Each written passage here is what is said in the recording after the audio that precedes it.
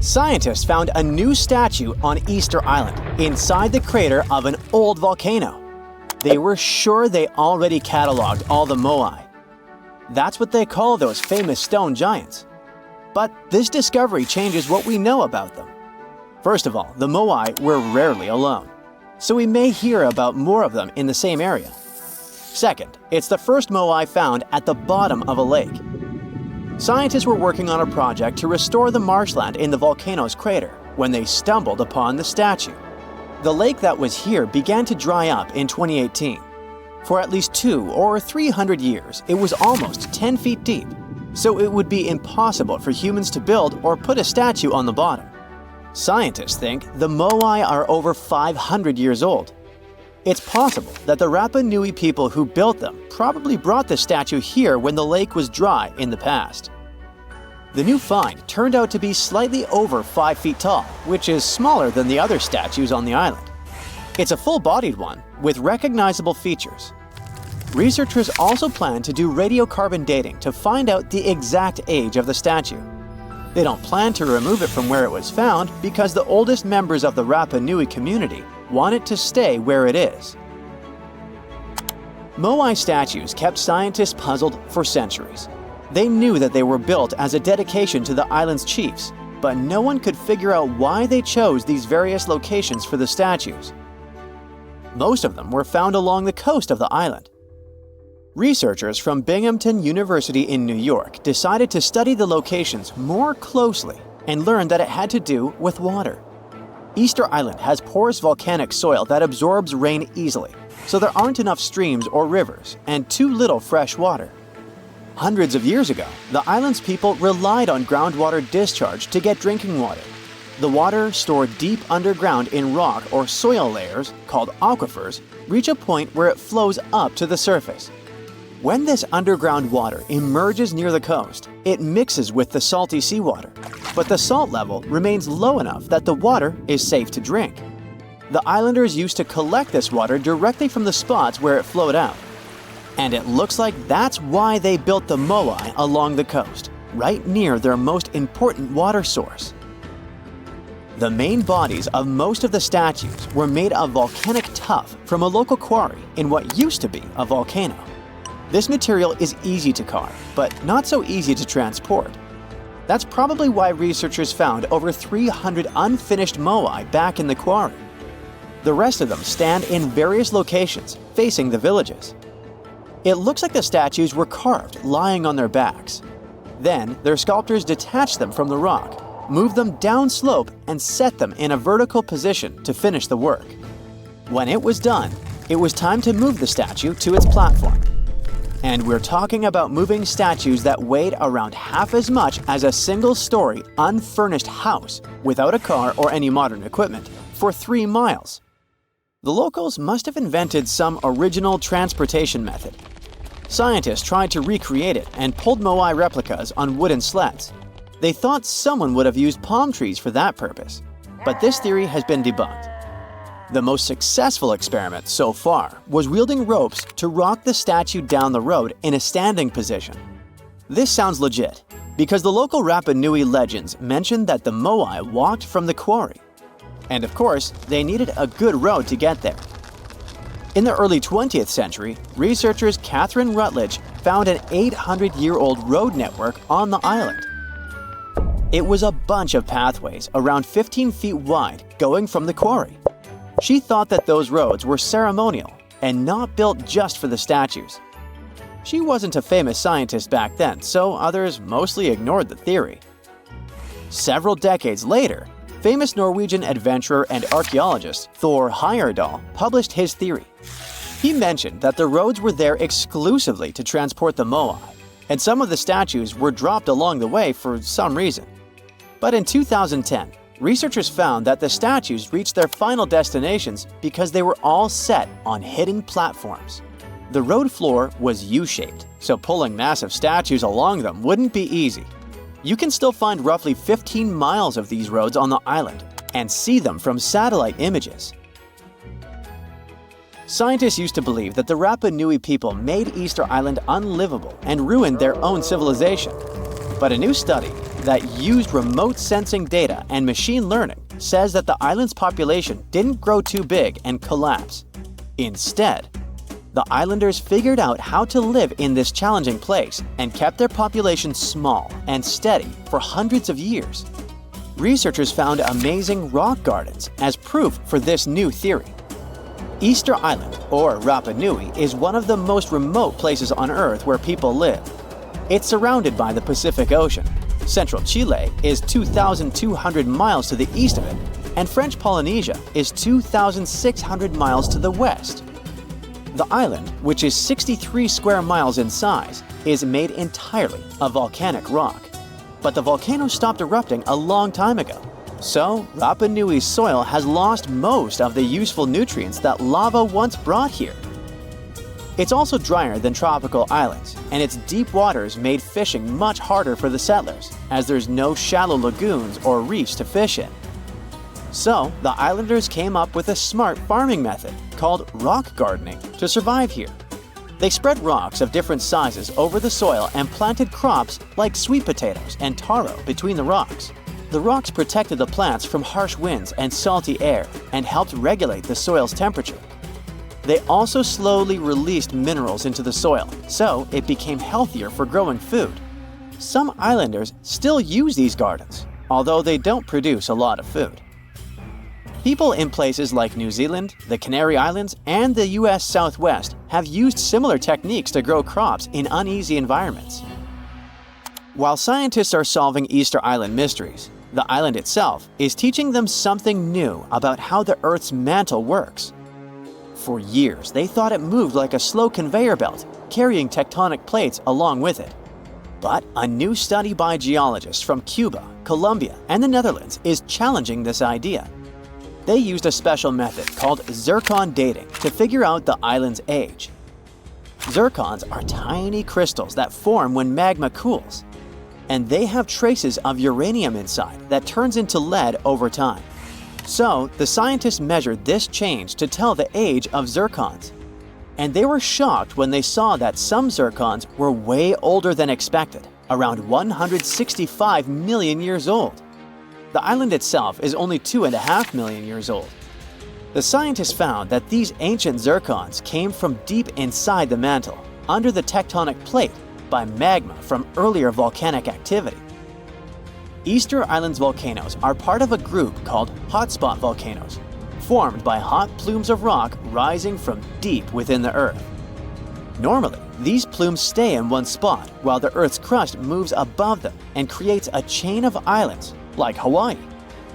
But the discovery of ancient zircons on a younger island shows there's more going on deep underground than we thought. Research showed that 165 million years ago, a giant volcanic plateau existed where Easter Island is now. But 110 million years ago, it sank under Antarctica because of tectonic subduction. Ancient zircon minerals stayed put and didn't travel away with the mantle conveyor belt. So, it looks like the mantle near hotspot plumes doesn't flow as much as scientists used to think. It stays still. This new idea could lead to big changes in how we understand plate tectonics and how the Earth's inside moves over time. Welcome to Rapa Nui, better known as Easter Island. It's a tiny speck in the vast Pacific Ocean, 2,200 miles away from the coast of Chile. This island is most famous for its eerie Moai statues. This place is also home to one of the most mysterious writing systems in the world, called Rongo-rongo. We found it on 27 small wooden tablets. For years, historians have been arguing about the true history of these tablets, and now we might have found the truth. Humans first set foot on this island in the 12th century. For many years, it was home to the Rapa Nui people. They were pretty isolated out there in the Pacific Ocean until Europeans arrived in the 1720s. Europeans brought with them lots of troubles, leaving only a small fraction of the native population alive. Later in the 19th century, a missionary, Eugene Iro, went to the island and discovered the wooden tablets with intricate symbols carved on them. He wrote how marvelous they are, but there are hundreds of them on the island, and that they can be found in every household. But unfortunately, not all of them survive to this day. We've only got 27 of them. Some of them were heavily weathered, burned, or otherwise damaged, and now they're scattered all over the world in museums and private collections. Some of the language's artifacts were carted off to Tahiti and then to Europe by Europeans, leaving none behind on Easter Island itself. The 4 sacred tablets found their home in a congregation in Rome. They were the ones used in the recent discovery. For years, historians have been arguing whether this writing system was made up by the islanders themselves or they borrowed it from Europeans. To find the truth, they decided to use a technique called radiocarbon dating. All organic materials, like wood, charcoal, and so on, contain a tiny amount of a radioactive form of carbon called carbon-14. When life comes to an end, things stop taking in carbon-14, and the amount they had starts to decay over time. By measuring how much carbon-14 is left in a sample, we can assume how old this sample is. This is how we learn the age of many fossils and artifacts. So, they looked at the age of some Rongo-rongo tablets. 3 of them were crafted from trees grown in the 18th or 19th century, which aligns with the arrival of Europeans. However, one of them is older than the Europeans' first visit to the island. There are 2 reasons to believe that Rapa Nui people created this writing system themselves.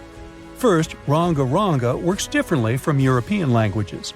Decoding it is a pretty hard task.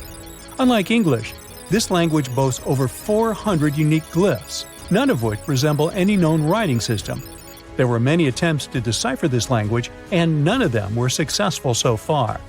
And second, one of the tablets is shown to be from around the 15th century, before the Europeans arrived. The problem is that radiocarbon dating can only tell us when the wood the tablet was made from was cut down, not when the writing was put on it. And since we've only got one tablet to go by, this isn't enough to be completely sure. On the other hand, why and where would they preserve cut wood for over 200 years just to grab it and write something on it one day? But anthropologists and historians say that it's possible. Scarce wood resources might have led the islanders to reuse old driftwood, which could be centuries older than the writing itself. This is known as the old wood problem in archaeology.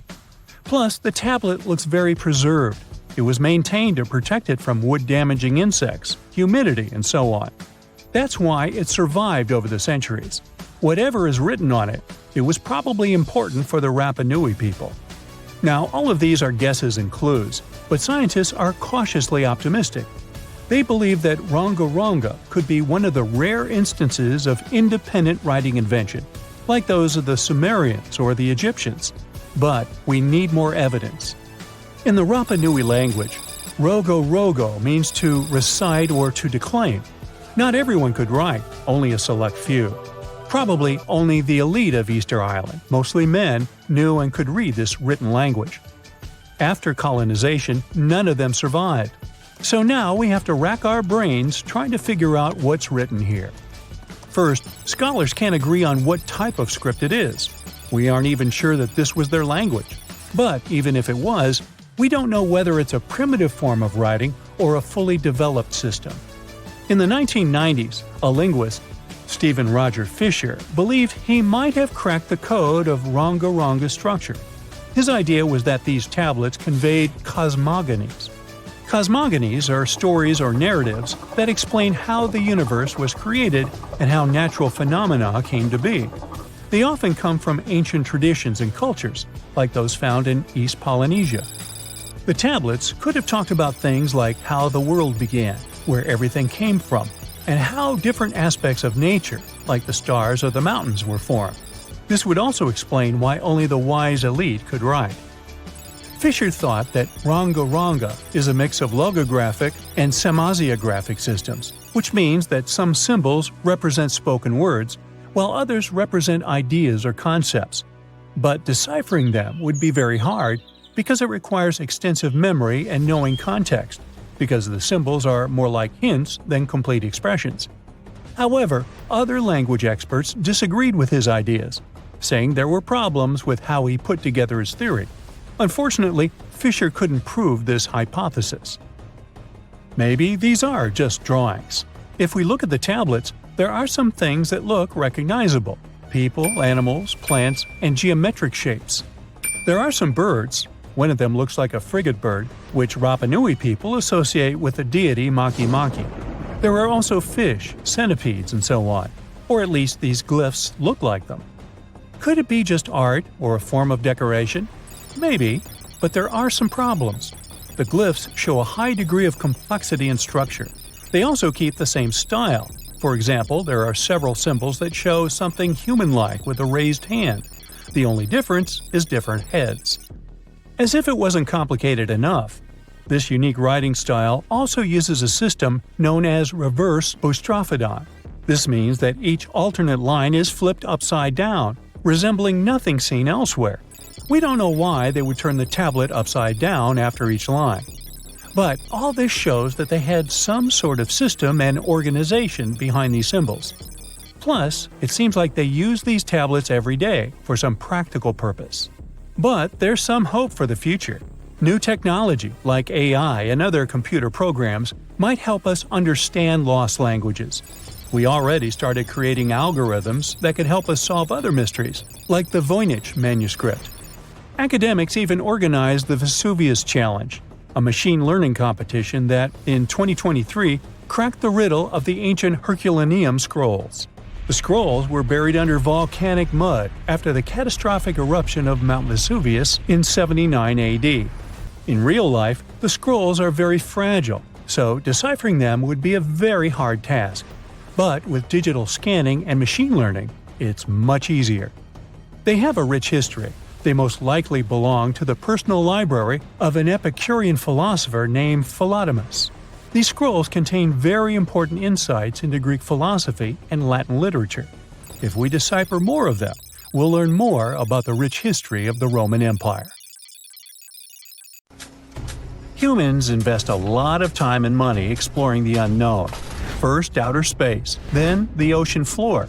But there's another frontier we're trying to conquer. Scientists call it the deep frontier.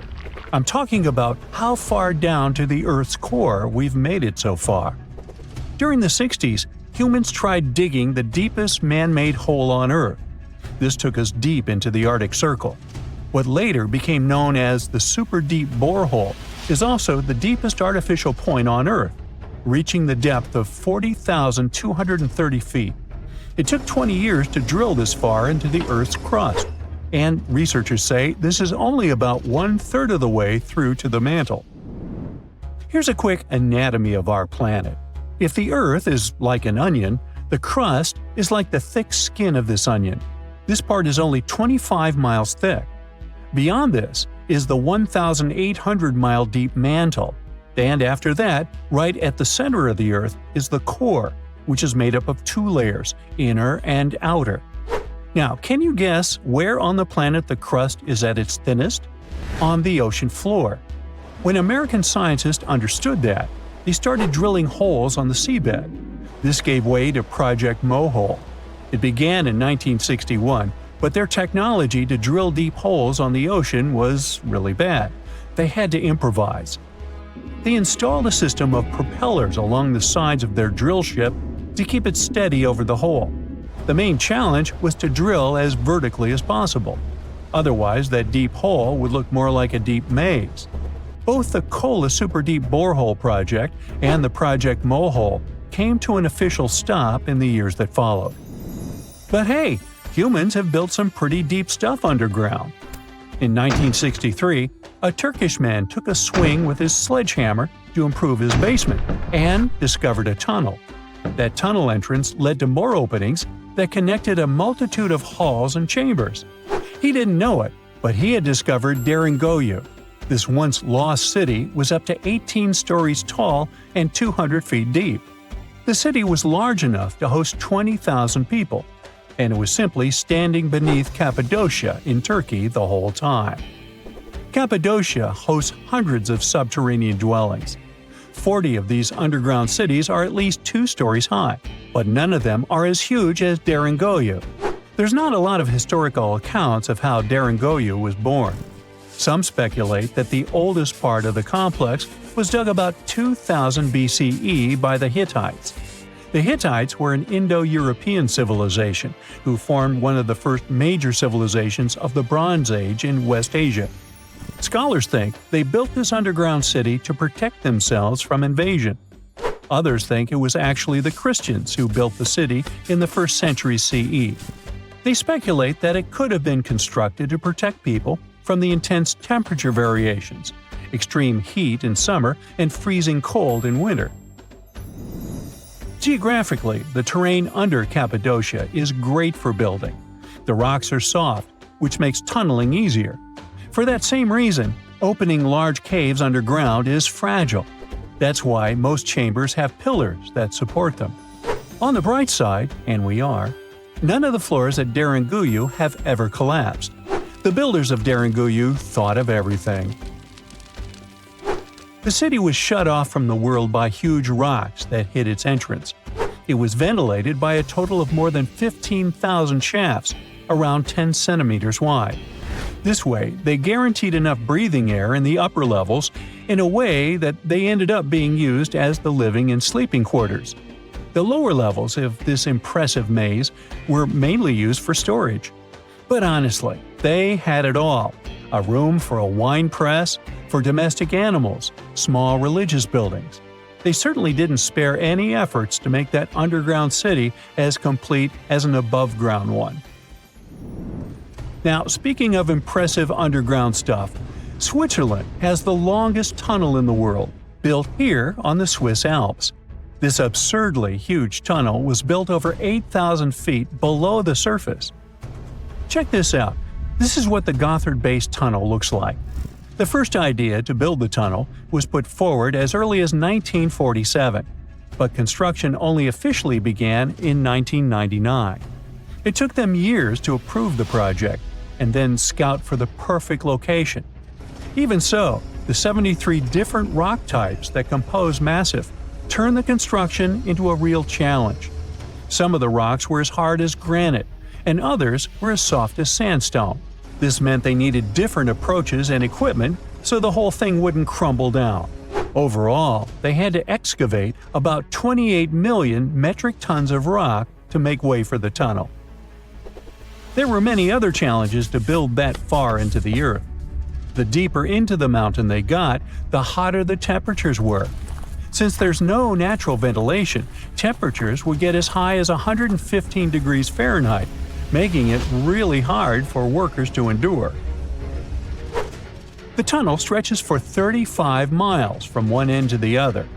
During the construction, workers had to use 4 massive tunnel boring machines, aka moles, to penetrate through the massif. Each of these moles was around 1,400 feet long. But that was one of the best things they could do, since these machines limit the disturbance to the surrounding ground and help to produce a smooth tunnel wall. You'd never guess that the world's deepest basement belongs to the Sydney Opera House in Australia. The building goes as deep underground as it grows above ground. But this basement isn't just the Opera House's foundation, it's a parking lot. This unique parking garage penetrates 120 feet underground, or 12 stories deep, while most car parks are only 4 or 5 stories deep. But that's not all that makes it unique. You see, if they decided to build a normal rectangular parking space, this would end up eliminating a bunch of possible parking spaces. And since they wanted to maximize the space they had available, they had to come up with some superb structure. First, they opened up a man-made cavern to make that dream possible. Then they had to come up with a design. That's what led to the donut-shaped cavern, or what engineers call a double helix. This design shocked the engineering community for its innovative approach. But hey, it worked! Today, there is space for over 1,000 cars down there, which seems about right for an opera house. Let's wow once again real quick. Some underground structures may take up to an hour to reach. Take this gold mine in South Africa that lies around 2.5 miles below the surface.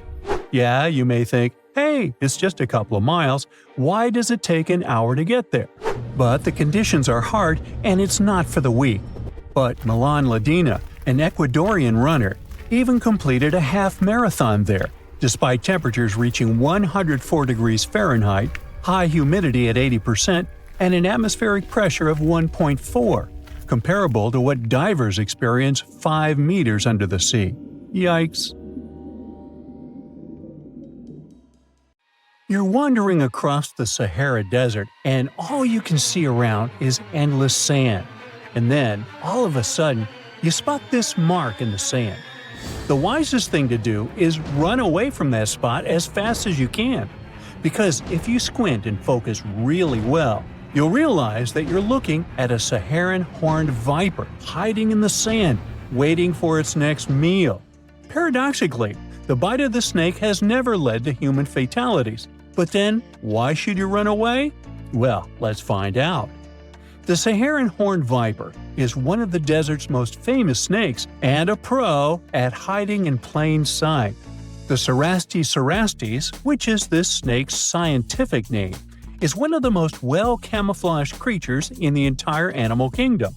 It can measure between 12 and 24 inches in length on average, but the biggest specimens can stretch up to a whopping 33 inches, nearly 3 feet. And while that might not seem too long, trust me, you wouldn't want one to sneak up on you. Interestingly, the females of this species are larger than the males, which is rare in snakes and gives the females an even more intimidating presence. But the truly unique thing about this viper is, of course, those creepy horns, one above each eye. They give the reptile a dragon-like look, setting it apart from most other desert vipers. Not all Saharan horned vipers have these horns. Some have small nubs or none at all. You could say it's a bit of a genetic lottery. Still, these horns add to the viper's threatening vibe and make it look even more fearsome. But it's not just their horns or size that makes them fascinating. Males and females look different beyond just their size. Males have noticeably larger heads and eyes than females. And compared to their relative, Saharan horned vipers have bigger heads and are more likely to sport these spooky horns. Now, let's talk about what makes the Saharan horned viper a true master of survival: its uncanny ability to blend into the sands. This viper's coloration matches the Sahara's various shades: yellow, pale gray, pinkish, reddish, or light brown. It has an intricate pattern along its back, with dark, semi-rectangular patches that sometimes fuse into crossbars. At the same time, the underbelly is white, and the tail often has a black tip. And it's another trick. Some animals can mistake this feature for a scorpion stinger. This camouflage is the viper's main line of defense and its tool for hunting. The reptile doesn't just slither around in plain view. Instead, it buries itself in the sand. The viper can wiggle its body under the soft desert sand, leaving only its eyes and nostrils visible.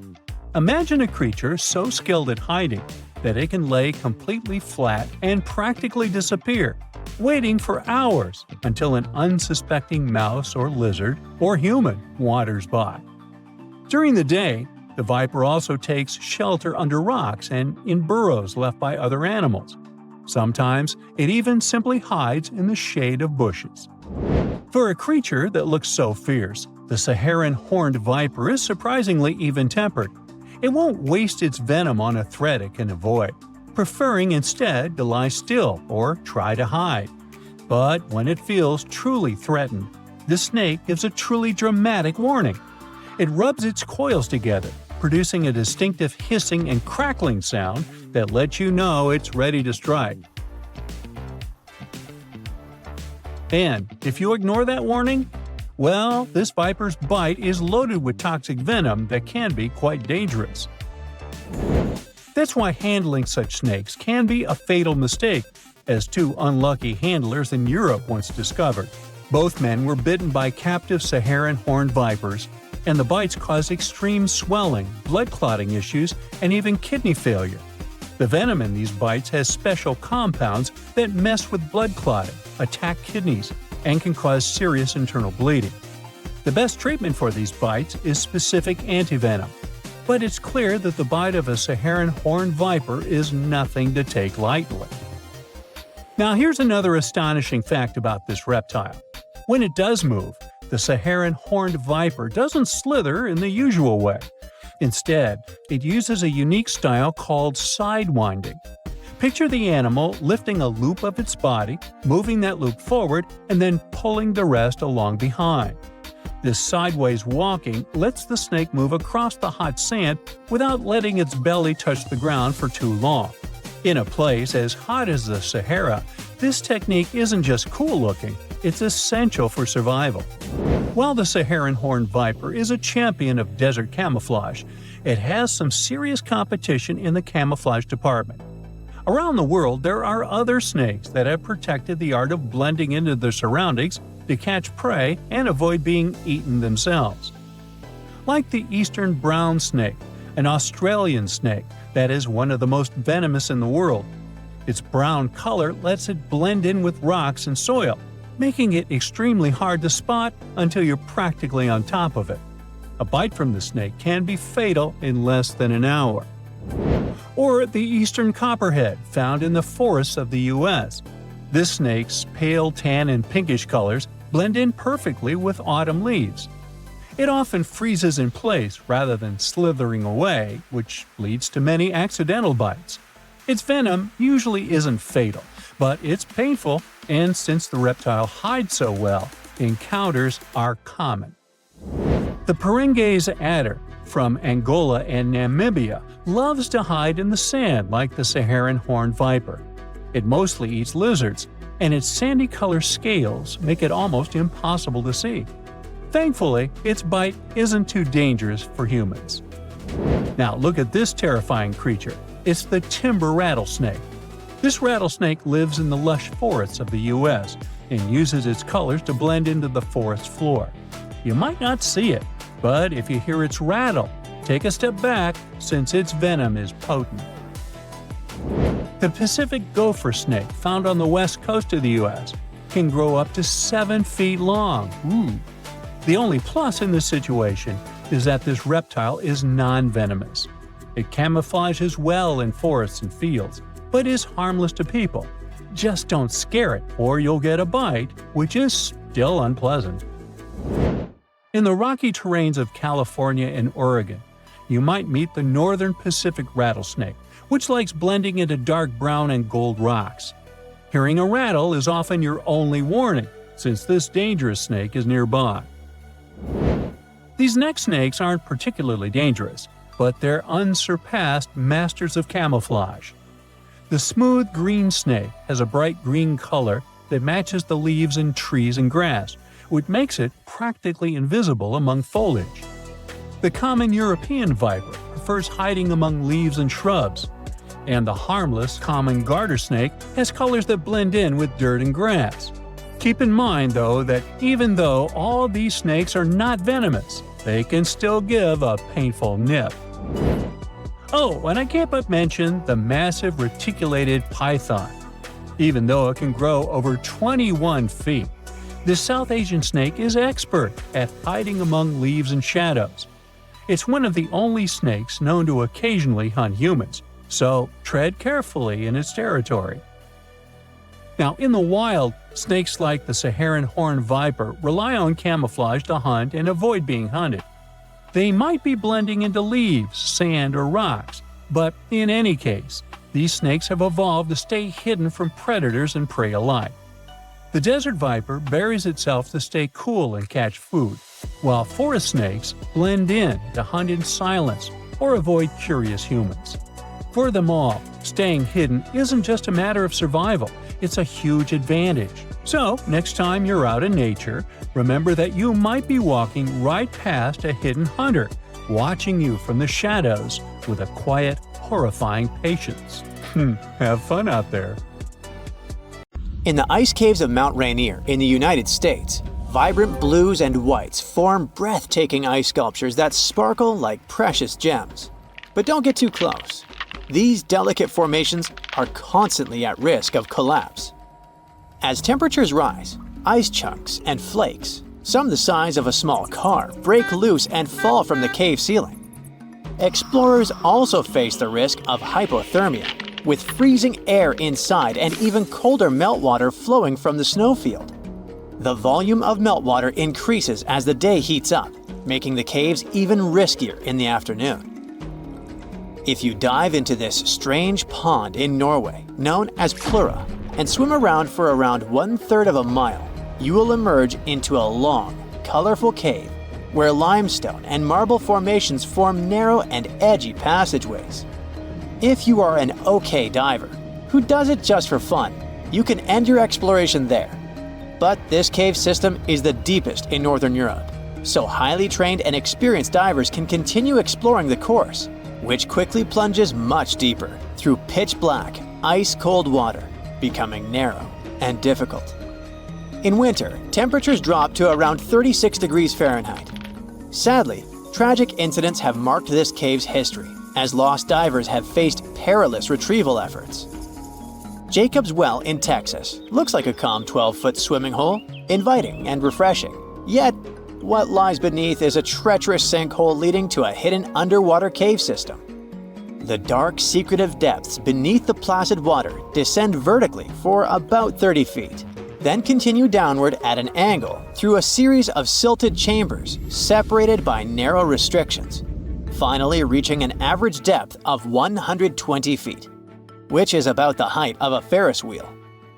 Despite its pretty appearance, the well claimed 9 lives between the 1960s and the 1980s, but some people speculate that the actual number could be higher. This is why these dark, secretive depths are still known as some of the most dangerous diving locations in the United States. As we dive deeper into the Earth, we find ourselves in Verkhovnica Cave in Georgia, known for being the deepest cave in the world. It is over 7,000 feet deep, plunging into the unknown, where there is a real risk of deadly floods from underground sources. At the deepest level you can reach, there's a stunning turquoise lake surrounded by jet-black limestone. It is described as a beautiful yet eerie spot that can quickly turn into a scenario where you need to fight for survival. When storms and thunder hit, the roar inside the cave is almost deafening, and the water floods rise really fast.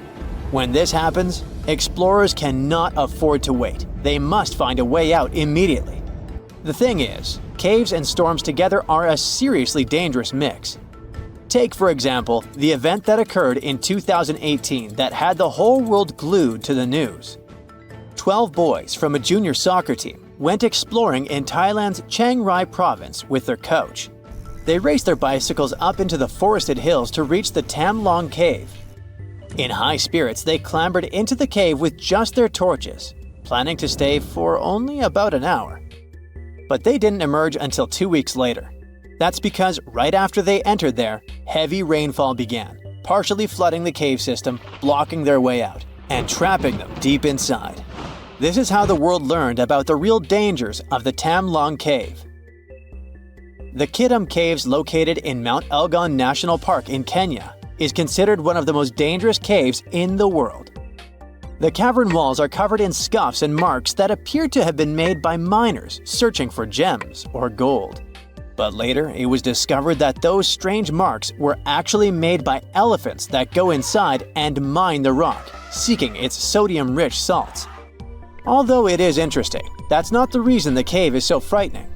It turns out these caves have a long history of being a breeding ground for some of the most fatal viruses in human history. Just to be safe, it's best to stay far away from there. In Mexico, the Nika mine offers a jaw-dropping spectacle of gigantic crystals towering over visitors. This otherworldly landscape is more than just a visual marvel. It's also bathed in extreme heat, with temperatures rising as high as 136 degrees Fahrenheit. Additionally, the air in the cave has 90 to 99% humidity, making the environment feel even more unbearably hot. But before you start making travel plans to visit this amazing natural site, keep in mind that this cave is completely off limits to tourists. Only scientists with special permission can enter, and they must wear protective gear. Our next stop is in New Zealand, where you can find the Cathedral Cave, which is actually 2 connected limestone sea caves located on Waipati Beach. With 600 feet of tunnels reaching impressive heights of 98 feet, These caves are among the most remarkable sea cave complexes in the world. And they were formed after waves hit the same spot over thousands of years. The caves earned their name thanks to their acoustics, which are so good that they remind of those in a cathedral. However, you cannot test your singing skills at just any time, as it's only safe to visit during low tide. To avoid danger, visitors are only allowed when weather, sea swell, and tides are favorable. If you're not a fan of bats, you should definitely stay far away from Bracken Cave, located in Texas. During the summer, this dark hole becomes home to the largest colony of bats in the world. I'm talking about around 20 million Mexican free-tailed bats roosting there from March to October. Those people who are brave enough to approach say it's like watching a ballet as millions of bats emerge from the cave in synchronized waves, never once bumping into one another. If you listen closely, you can hear their wings flapping, which people describe as sounding like steady, gently falling rain. Now we arrive at Cueva de los Teos, which is known for an enigma that has intrigued explorers for decades. Located in the Andean jungle of southeastern Ecuador, this cave can only be accessed through a narrow 230-foot vertical drop known as the chimney. Inside, explorers find a labyrinth world of chambers the size of large buildings, connected by narrow galleries and impressive halls, some of which are pierced by jagged stalactites and stalagmites. If that isn't enough to make your heart race, wait. Cueva de los Teos is rumored to contain ancient artifacts and secrets from civilizations long past. Some say it holds a metal library with golden plates engraved with a previously unknown history of humankind. Others believe that the tunnels are too perfect to be natural, suggesting they must have been created by ancient people, possibly with the help of extraterrestrial technology. These rumors have spurred many expeditions to the cave, including one led by Neil Armstrong. Yes, that Neil Armstrong, who sought to uncover its mysteries. To this day, however, the cave has kept its secrets well hidden. Just like Cueva de los Teos, the final cave on our list isn't particularly dangerous, but it'll certainly send chills down your spine. I mean, look at this stone wall, completely covered by hand shapes. What seems like something out of a horror movie is actually the Cueva de los Manos in Argentina. The name means Cave of the Hands in English, and getting to these prehistoric hand paintings made about 13,000 years ago is no small feat. The most adventurous travelers take a 1.5-hour hike through rugged terrain to reach it, but the moment explorers step inside, they are greeted by this incredible artwork from ancient times. It is believed that there are around 800 hands inside this cave, with palms of various sizes, some small, others long and thin, indicating that in addition to men, the prints belong to women and children. Their authenticity is unquestionable, which makes it all much more interesting. A trip to Hawaii may become your last. This is exactly what happened to David Potts, who came to Maui to spend some quality time with his girlfriend. We all know that the ocean can pose a whole bunch of dangers. Riptides, sharks, poisonous algae. Even a seemingly safe sand hole can end your life in a matter of seconds. Blowholes can do that too. The thing is, they're not frequently spoken of, therefore, many people just don't know that they'd better stay away from them. Now, let me break it down for you what a blowhole is. You all know sea caves, right? As any other formation, these grow in size. In case they grow landward and upward, they sort of turn into vertical shafts, exposing themselves toward the surface. As of now, everything seems fine, no extreme danger whatsoever, right? But the scary things start if those shafts begin getting hydraulic compression. In this case, seawater is released through a port right on top of the blowhole. The result looks like a geyser, and by the way, those blowholes even have a second name, marine geysers. The height of the spray may vary, and it's up to the geometry of the cave and blowhole, combined with tidal levels and swell conditions. So what exactly happened to David, who met his early demise in Hawaii? Those who were unlucky enough to witness this horrible incident said that Mr. Potts had been spotted dancing around one of those blowholes. He was dangerously close, just inches away from the opening. Moreover, some people claimed he had even been playing in the sprays of water that were shooting high into the sky. Then he suddenly disappeared into thin air. As it was discovered later, he fell into a blowhole. There were no official statements concerning whether Mr. Potts had passed away or not, yet he was never found, meaning his destiny is pretty much clear to everyone.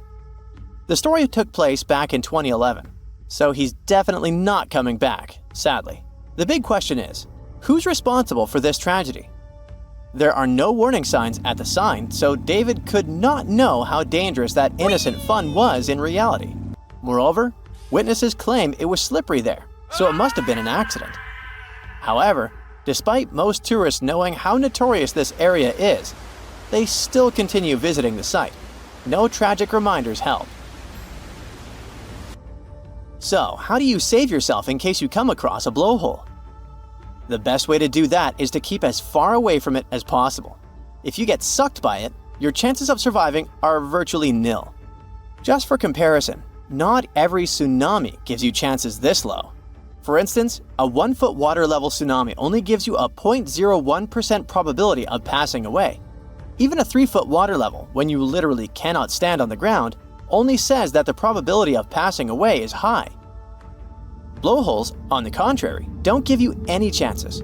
They pull you in once and for all. But how do these terrifying holes actually work? Blowholes are most likely to form in places where there are crevices. A good example of a crevice is a lava tube. A lava tube, or you can also alternatively hear the name pyroduct, is a natural channel created by the movement of lava from a volcanic vent when it's traveling beneath the solidified exterior of a lava flow. When the lava within the tube drains away, it results in the formation of a cave. Those tubes can often be found along fault lines. A fault line is a flat fracture in the rock where significant displacement has occurred due to rock movement. Major faults in the Earth's crust are caused by tectonic forces, often forming at plate boundaries, like those found in subduction zones or transform faults. The rapid movement of these active faults generates most earthquakes, although some faults may shift slowly without causing seismic activity. It's known as aseismic creep. The next ingredient is powerful waves. When they hit the coast, water gets in those crevices. But since there's high pressure inside, it bursts out in the form of spray. To be honest, it's a whole show, as those water bursts are accompanied by a particular loud noise, which makes it very attractive for tourists. Sure thing, these formations do not only exist in Hawaii. Probably the most popular blowhole out there is located far away from Maui, in New South Wales, Australia. There's a small town of Kiama, and only around 15,000 people call it home. However, this small place attracts myriads of people because of a blowhole also nicknamed Kiama. This name has a meaning behind it. It's literally translated as where the sea makes a noise. And remember, blowholes are normally accompanied by a particular sound. The town of Kiama literally makes its living thanks to this unusual geological formation, attracting up to 900,000 tourists each year. There must be something special to see other than the hole, right? Otherwise, so many people wouldn't be ready to pay their hard-earned money to travel there. The blowhole in question can spray water up to 82 feet in the air. Trust me, if you come close to this place, you'll get thoroughly drenched in water. While this is not surprising, as we're dealing with the world's biggest blowhole here. Remember I told you, once you get into the blowhole, there's no coming back? It's not entirely true. Scott Gutterson actually ventured inside, studied the blowhole, and even found a secret chamber there. When he first went down to the bottom of Kiama, he found there a couple of bronze statues, some fishing rods, hats, a push bike, and even money. Still, you gotta remember that Mr. Gutterson is a professional, and you should never repeat his stunts. It's not the only blowhole that the town of Kiama has to offer. There's one called Little Blowhole, all because of its narrow shape. The good thing about it is that it's safer to visit than its big brother, but it can promise views as spectacular as the big blowhole. The brothers are a bit far away from each other though.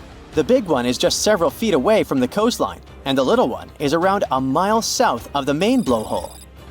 Sometimes there are fun legends behind those natural phenomena. You see, modern people can explain why water bursts from underneath the ground. We know the mechanics and logic behind it.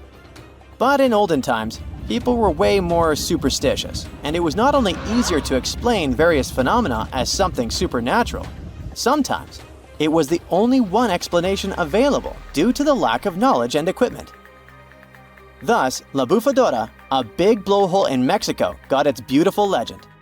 People used to believe that there was a whale trapped in the rocky point, and that the whale would blow water to attract the attention of its pod.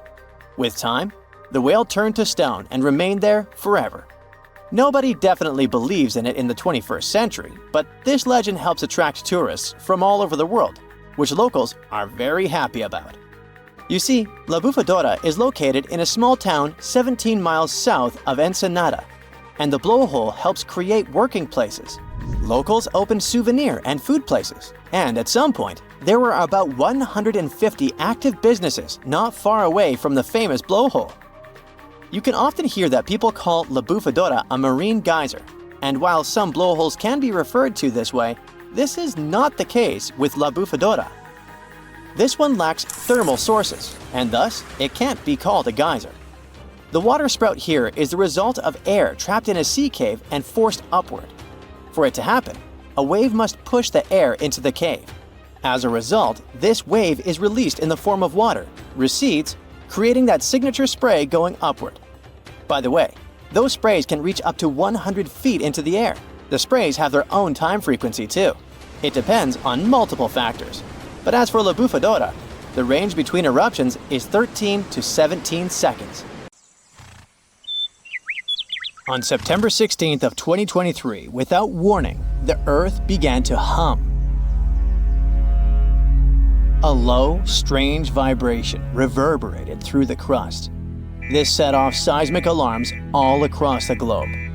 For 9 days straight, the planet was pulsing with this horrifying rhythm, and scientists had no idea what was going on. Meanwhile, the total disaster was happening in Greenland. It wasn't an earthquake. They knew that much. They could tell it by the rhythm. Since we all live on giant tectonic plates, they constantly move and slide on magma like icebergs on water. Sometimes as they move, they can rub against each other or collide or break. In any case, all this causes an incredible release of energy that sends shockwaves through the ground. That's when we feel the ground literally shaking, and it's what we call an earthquake. These vibrations we feel are called seismic waves. Seismometers pick them up as pings or rumbles. In a typical earthquake, they create a bunch of different frequencies. It's a crazy chaotic mix of low and high frequencies, like smashing every piano key. What was weird about the Greenland event is that the signals weren't like that at all. It was a steady, single-frequency vibration, as if some ancient machine was stirring beneath the earth. It's like one piano key being struck over and over, creating a doom-like, repetitive sound. Turns out, what they were hearing wasn't the noise of tectonic plates going wild. It was a phenomenon seismologists had never seen before. The days passed, and the mysterious noise just kept going. The vibrations repeated every 90 seconds, echoing around the world. The hunt for answers was growing more desperate. Seismologists had no idea what they were dealing with. They had to gather a huge international team of 68 people from 15 countries. All these scientists were gathering seismic data, satellite images, and doing some advanced math for several days, until they finally realized who the culprit was. Water. It all happened in a remote, desolate region of East Greenland. This place is full of fjords, narrow inlets of the sea between high cliffs, kinda like deep water-filled valleys surrounded by towering rocky sides. In this area, surrounded by jagged peaks and icy waters, the air was still. The landscape seemingly frozen in time. Nothing here changed much for years, until one day. A colossal landslide has unfolded in the Dixon Fjord. One of those steep mountainsides towering over the fjord at almost 4,000 feet high collapsed in a massive landslide. Picture a huge chunk of this mountain crumbling, and crashing down into the fjord below. This sent a deluge of rock and ice crashing into the water. The impact was just apocalyptic, 882 million cubic feet of debris. That's enough ice and rock to fill 10,000 Olympic-sized swimming pools, or 10 Great Pyramids of Giza. And all this nightmare hurled into the water with such force that it kick-started a tsunami about 360 feet high, taller than the Statue of Liberty, into the air. What's crazy is that this incredibly powerful wave was trapped in the fjord by narrow cliffs, unable to escape. It's like water sloshing in a closed bathtub. For 9 days, the mega tsunami continued to churn through it. That's why we heard this endless hum. It was a rhythmic back and forth of the water slamming against the walls. The shockwaves were rippling deep into Earth's crust, vibrations so strong that they were picked up by seismometers around the globe. This was a phenomenon so rare, so unprecedented, that it left scientists stunned. It turned out to be a perfect storm of elements. A glacier, weakened by years of warming, could no longer bear the weight of the mountain above. This collapse was inevitable, and the chaos literally shook the Earth to its core. And people often hang out in this area with cruise ships passing by. We're lucky that no lives were lost in the disaster. It was a close call though.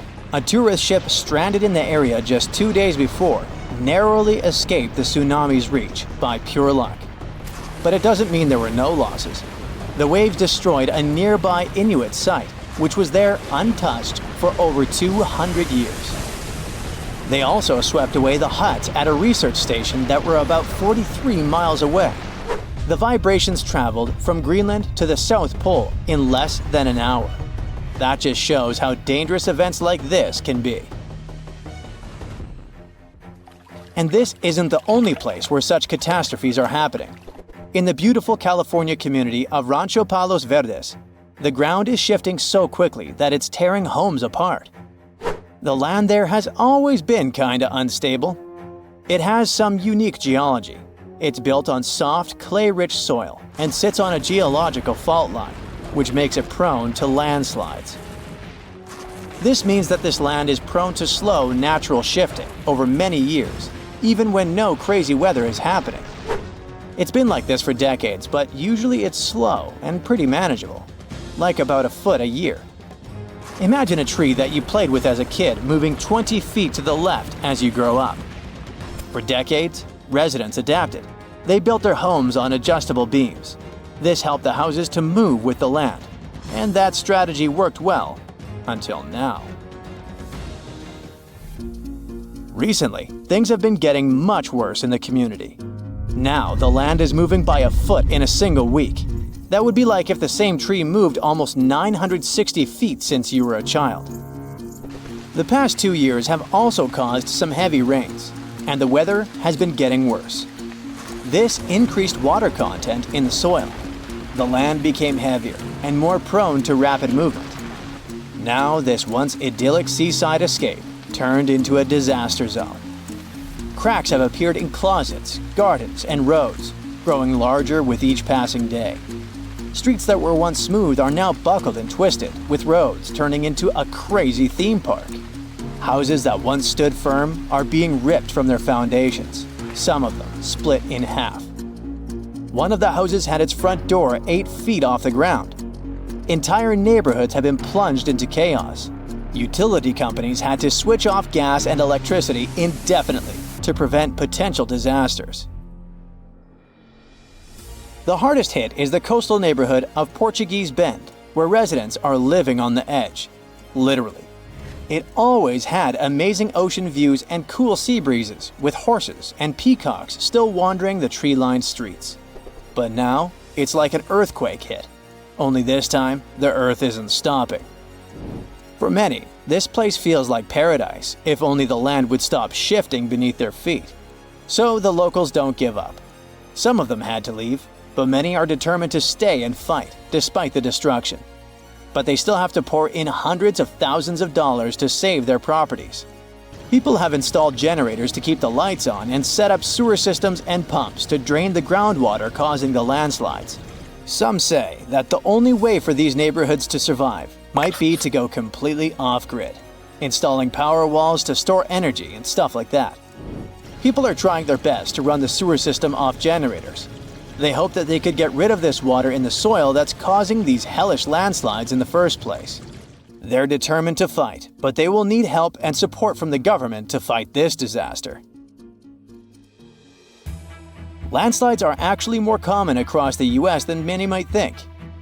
And new maps and data show that tons of people in the country might be in danger. Scientists managed to create the first very detailed, very cool map that shows where these landslides might happen, county by county. It's based on a lot of data and the history of 1 million previous landslides. They say that nearly 40% of the United States is at risk of experiencing landslide activity, which could lead to some insane catastrophes in certain areas. Luckily, now both residents and engineers can keep this in mind. But all this shows how vulnerable we are to natural disasters, and how we should always stay alerted. There's a place on Earth so dangerous that even the most fearsome creatures of today wouldn't last a moment there. It used to exist in what we now call southeastern Morocco, the land called the Kem Beds. The story of this place stretches back to the Cretaceous period, about 100 million years ago. It might have looked like a beautiful place at first sight, a lush green forest, rivers glittering in the sun, until you meet some terrifying dinosaur. The lions or sharks of today are nothing compared to what the fossils show us. The Kem Beds were dominated by terrifying predators, and above them all, 3 of the largest predatory dinosaurs ever discovered. For example, Spinosaurus. This dinosaur was unlike anything you can imagine. A half reptile, half monster standing over 50 feet tall, bigger than a T-Rex. This hybrid with a crocodile-like snout and a sail on its back hunted the forests. But this dino could dive into the rivers, so not even waters were safe from it. It could catch huge fish, as if plucking them from the shallows. There was also Carcharodontosaurus, a carnivore with the name that literally means shark-toothed lizard. Its razor-sharp teeth could slice through flesh with terrifying ease. This monster stood almost as tall as a house and was faster, stronger, and more aggressive than nearly anything that had ever walked the earth. There was also Deltadromedas, a raptor-like dinosaur built for speed. It was a quick-moving ninja that stalked its prey with horrifying precision. Oh, and the skies were a fun place too, with all these pterosaur creatures flying around. These guys are often mistaken for flying dinosaurs, but they were actually a different kind, more like close cousins of dinosaurs. These majestic reptiles soared above the Kem Beds and had wingspans that could stretch up to 30 feet. The fingers were feathery, with a 4th finger kinda like bats. They could glide through the air so easily thanks to their super light skeleton. But it wasn't just the dinosaurs that made the Kem Beds so horrifying. The waters also hid their own dark secrets. They were home to giant, terrifying fish and crocodile-like creatures. Their jaws were strong enough to crush bone, and they were lurking beneath the surface, waiting for anything unlucky enough to stumble into their path. One of the river creatures was Sarcosuchus, also called the Super Croc.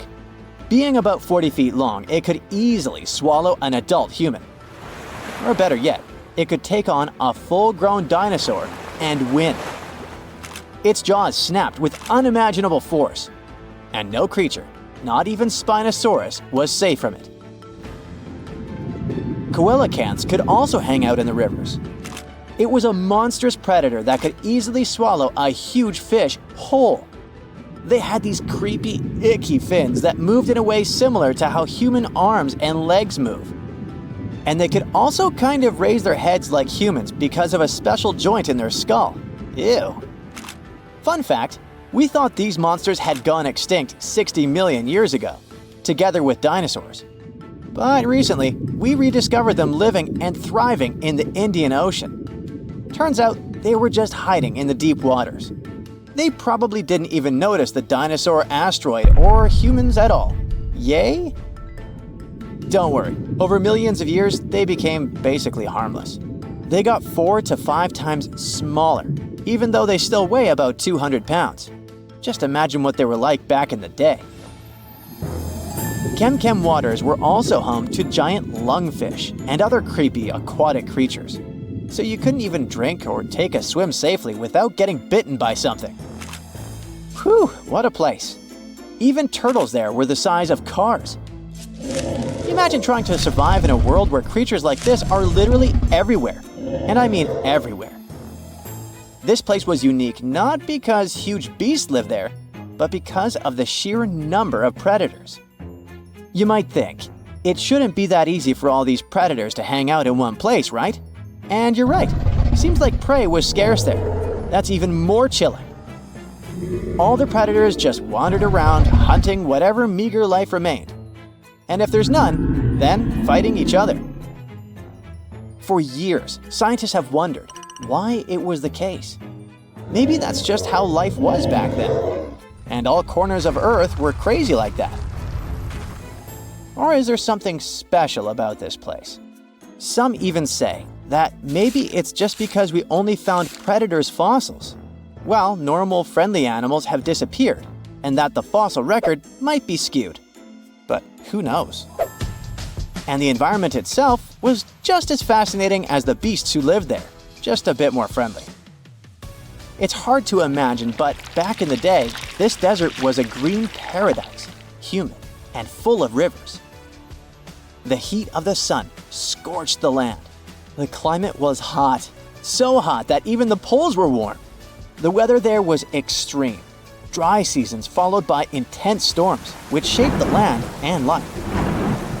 The giant rivers carved their way through this landscape. They stretched from the Sahara, emptying into the ancient Tethys Ocean to the north. If you were there, you'd see vast, interconnected basins, and beyond them, the central Atlantic Ocean.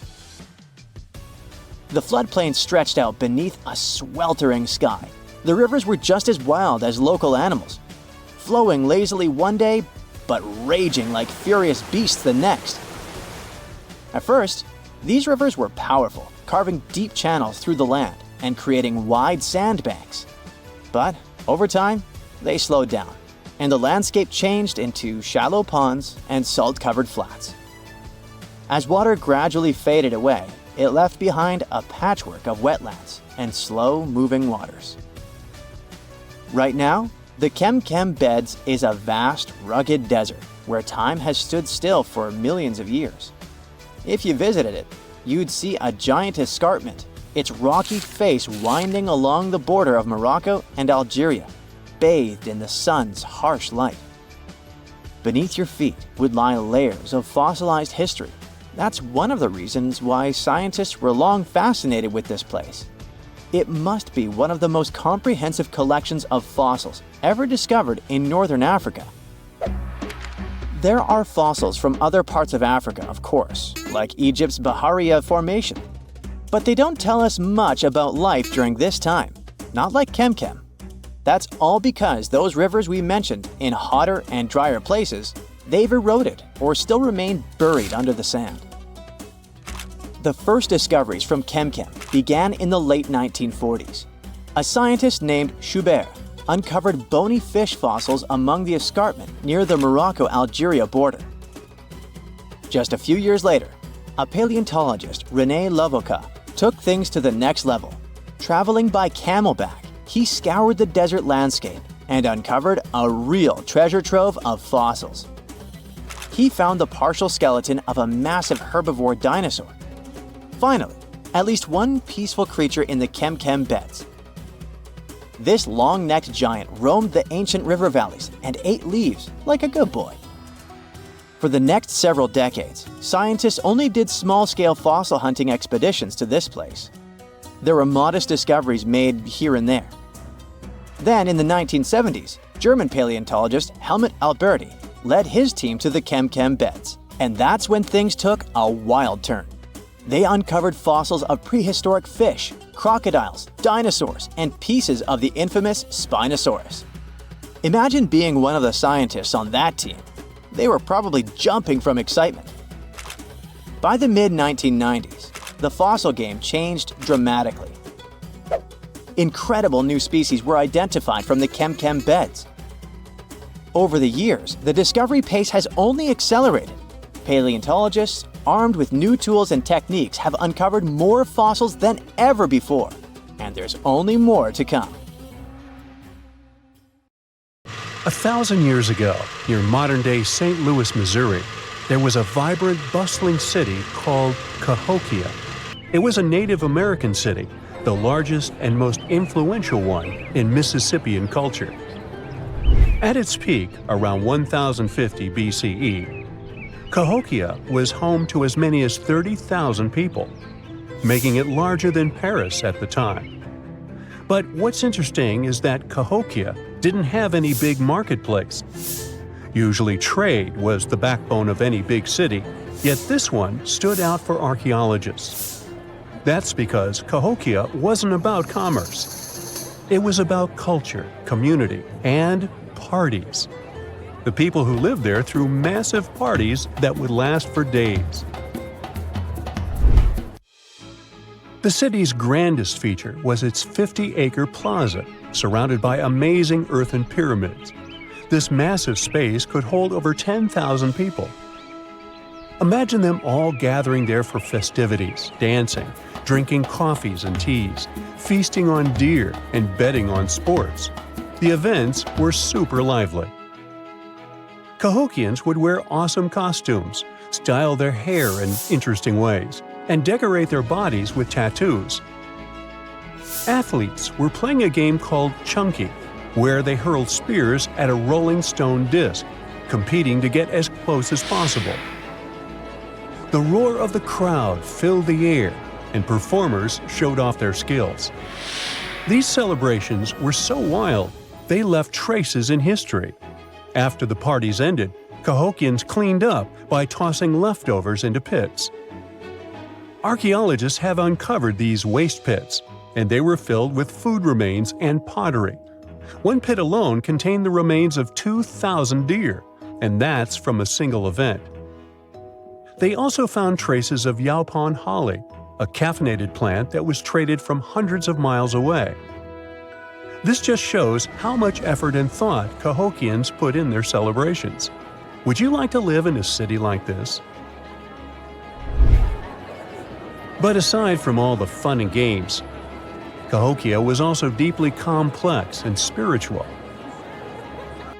The city was built on a landscape that mixed dry land with swampy patches. Many people believed that this symbolized the connection between the world of the living and the dead. The people of Cahokia saw their city as a bridge between these two realms.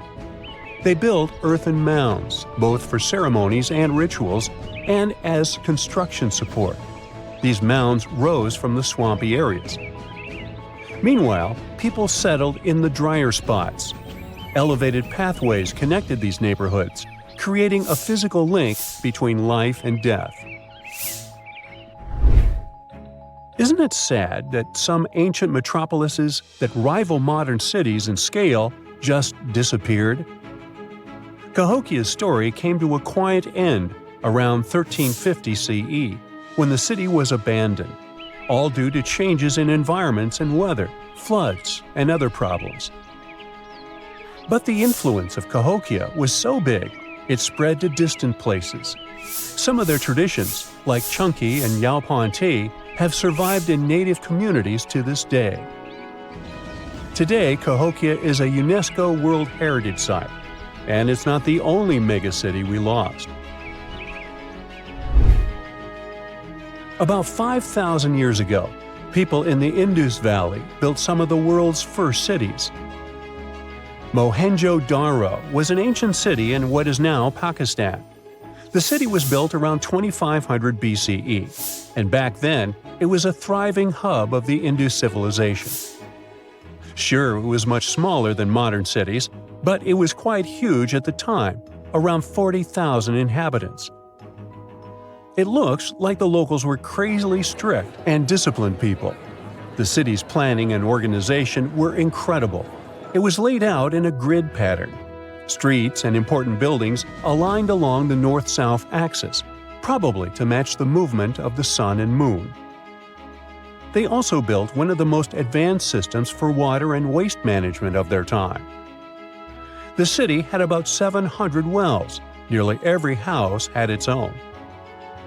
Most homes also had private bathrooms with drainages and even underground sewers. This shows how skilled these people were at staying clean. And with all this discipline, it looks like there were no kings, queens, or even a central government. They could still have some authority, like local elites or elected officials, just not a classic strict monarchy or religion. Instead, people there cared about simplicity and order. They basically managed themselves, having standardized ways of doing things, from the way tools and potteries were made to how they traded. Which is why, unlike many other cities, Mohenjo Daro didn't have grand palaces, temples, or monuments. Instead, they had public areas known as citadels. People gathered at citadels for rituals, meetings, and storage of grain. And it seems like this way of life worked perfectly. Scientists found some seals and weights, which means the economy was well regulated. Archaeologists found some intricate artifacts like ivory, lapis lazuli, carnelian beads, and gold jewelry. Another famous find is the small bronze statue known as the Dancing Girl, which was discovered in 1926. Mohenjo Daro wasn't poor at all. And they also pulled off some awesome buildings. Staying clean was clearly way more important to them than displays of wealth or power. So they created the Great Bath, one of the most famous structures in the city. It's a large, watertight pool built with baked bricks, perched on a mound of earth, being almost a religious place, the closest thing they had to a temple. Meanwhile, the city itself was built on a series of mounds.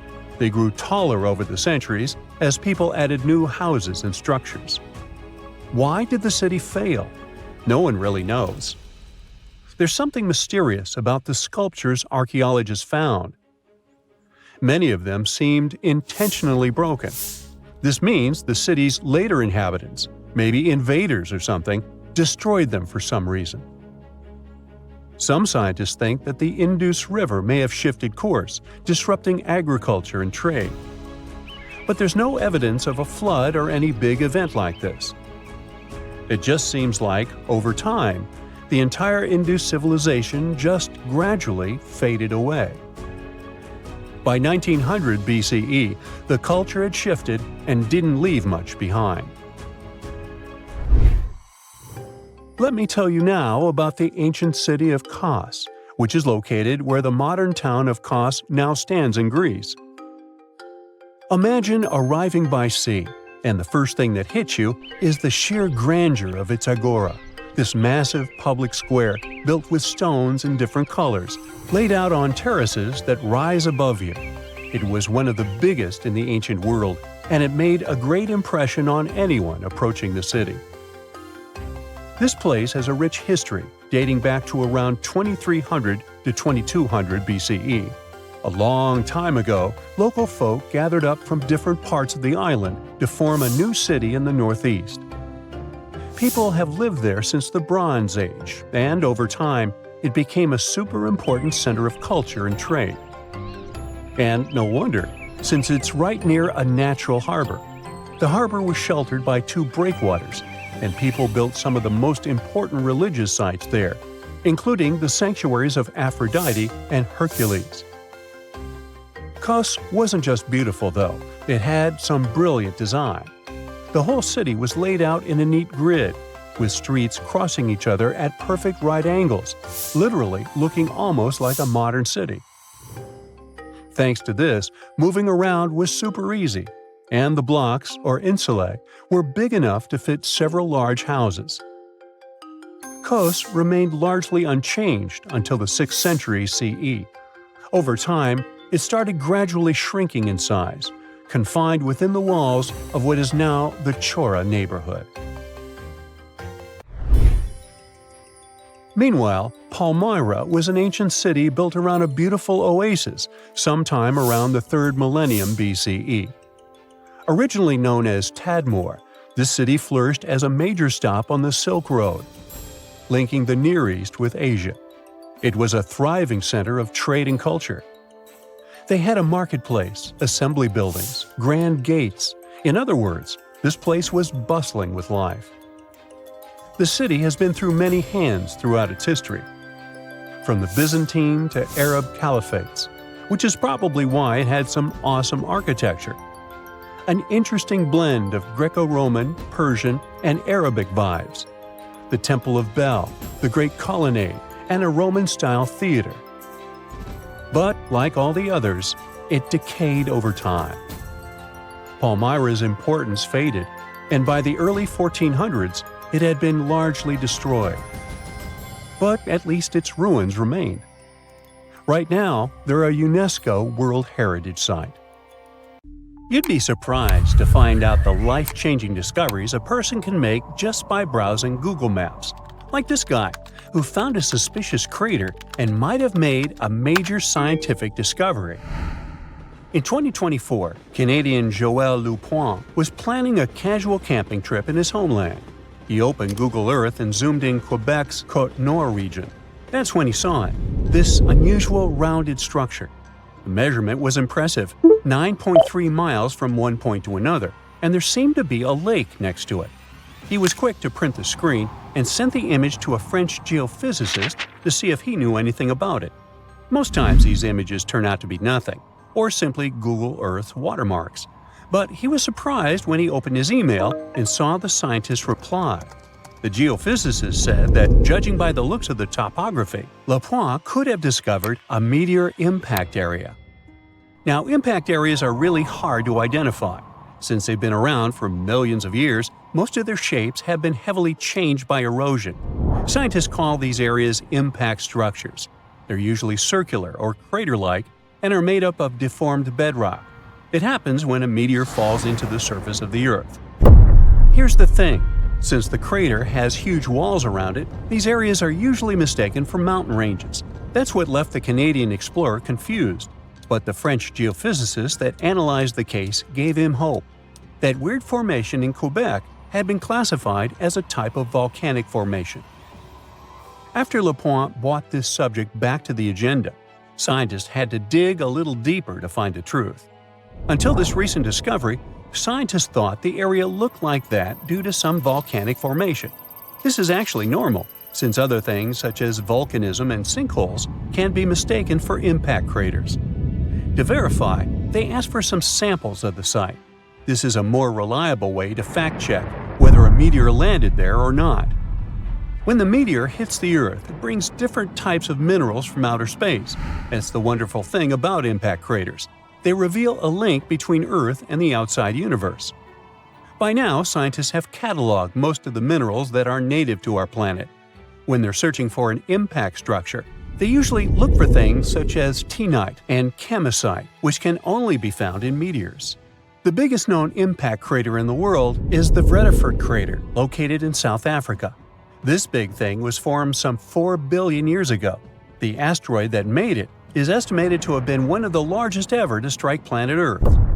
When the researchers got the results of the site back in Canada, they did confirm that it contained zircon, a mineral that tends to show areas of impact. There's no way to guarantee that Lapointe really found an impact crater, but scientists are organizing a research mission over to the area just to make sure. If it turns out that it really is an impact crater, that's pretty huge news, since the last discovery was made in 2013. Another one of these mesmerizing discoveries came from a 15-year-old boy. William Goddery was also a Canadian, and for some reason loved looking for long-lost Mayan cities. Different from the previous story, William had an intention and a research methodology. He had studied many books on Mayan civilizations. He believed that Mayans built their cities in relation to the stars in the sky. So he opened a book and mapped all the cities that have already been unearthed. And that's when he noticed something important. There is an area in the Yucatan Peninsula in Mexico where archaeologists have unearthed 2 Mayan cities. But on the constellation map, there are 3 stars. He thought to himself, could this mean there is a lost city waiting to be discovered nearby? William Gattery is known to be a science genius and has even won an award for this constellation theory. When he noticed that a 3rd city was missing from the 23rd constellation he was examining, he began to search Google Earth for satellite pictures that could help him solve this mystery. Advances in satellite tech have shed new light on long-lost Mayan cities such as Tikal. Located in the heart of the Guatemalan jungle, Tikal is believed to have been the capital of the ancient Mayan Empire. He had hopes, so he reached out to a friend inside the Canadian Space Agency to verify what he had found. Since he had already won awards for his research, he had friends in high places, and that's when things got interesting. According to the images, there was a large square area on the border of Mexico and Belize that looked like the remains of a city. William took the images to a remote sensing expert. They studied the images thoroughly and concluded that the area could be housing 30 buildings and even a large pyramid. William named the new city discovered as Mouth of Fire. However, his theory was very much contested inside the archaeological community, and many Mayan experts worked to debunk William's findings. Experts say that constellation theories are too unscientific. Renowned anthropologists and astronomers said William's methodology was an act of creative imagination. Still, a 15-year-old teen almost found a long-lost Mayan city, which is pretty exciting if you ask me. What about these tiny dots that appeared on images of Google Earth? These strange spotted circles were found in the middle of the Algerian desert. A YouTuber browsing on Google Earth found these circles and discovered that people had been debating over their origin for years. He thought they were a glitch from satellite images. There are dozens of them, stretching for miles and miles in a straight line. They're far away from any town, road, or human activity, making it hard to understand if it was man-made or just a natural phenomenon. To settle this mystery, he interviewed the people who took Google Earth's pictures. He found out they were 100% true. The circles were there in real life. They appear in multiple pictures from multiple years. Now, at first, he guessed they were the result of oil activity. Algeria is a rich area for natural resources, so this made sense. To find out if the area is worth extracting, companies usually undertake seismic surveys. They're a way of analyzing the Earth's surface by sending shock waves into the ground. Depending on how these waves bounce back, you'll know what is located underground. There was another possibility. The Sahara is a very dry area of the planet. The average high temperatures in summer are over 104 degrees Fahrenheit. To survive there, people need to find ways of accessing water. So his second guess was that the circles were a kind of ruin or leftover from ancient water wells. But when he talked to an expert, he found out they weren't ancient water wells. You can see some of these traditional constructions in other cities on Google Earth, and they look really different from the mysterious circles. He decided to travel over to Algeria to find out the truth. He drove 99 miles into the heart of the desert, and when he gets there, he sees it, a huge crater dug on the sand surrounded by 12 smaller holes. It kind of looked like the ancestor of a modern clock. There, he found something he couldn't spot on Google Earth: thin metal wires. When the curious YouTuber and his teams started to dig in the sand, they found old dynamite and some sardine cans. Apparently, they were hiding the truth. The Sahara Circles, as they were famously called, were not the historical leftovers of seismic surveying. Back at the time when these circles were made, this technology didn't even exist, but they were sure related to oil exploration. The dynamite holes were an ancient method of oil searching, and the sardine cans? Well, they were left by the workers who were exploring the region. Another Google Earth mystery solved.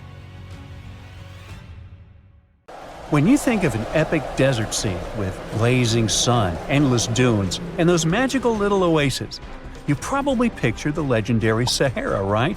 But what if I tell you that 11,000 years ago, this vast expanse of hot sand looked totally different than it does today? Yeah, I don't know, I wasn't around then. But I'm told that back then, what we now call a desert was a lush paradise, brimming with lakes, rivers, grassy plains, and even woodsy forests. So, where did all this water go? There are many stories about the distant past of our planet when deserts were covered with jungles and forests. And then something happened, like changing climates or colossal earthquakes, and it all turned green lands into dunes. But how about a theory that Sahara became a desert because of humans and goats? The Sahara has seen its fair share of wet and dry drama throughout the ages, mostly thanks to little shifts in Earth's orbital tilt, causing variations in how much solar radiation hits the atmosphere. There were even times called the African humid periods, when the rain would pour in and transform the dry landscape into a bright green haven. But between 8,000 and 4,500 years ago, something really funky happened to this region. Certain areas went from humid to dry, way too fast to explain it by just orbital changes. In the blink of an eye, the lush Sahara turned into the Sahara we know today. Now, if you ask scientists why it happened, they will tell you, oh, it's just poor parameterization of the data. Bet you didn't get it, did you? What? Well, right, let me translate it from scientific to common human. It means they really don't know the answer themselves, and they got a bunch of missing puzzle pieces.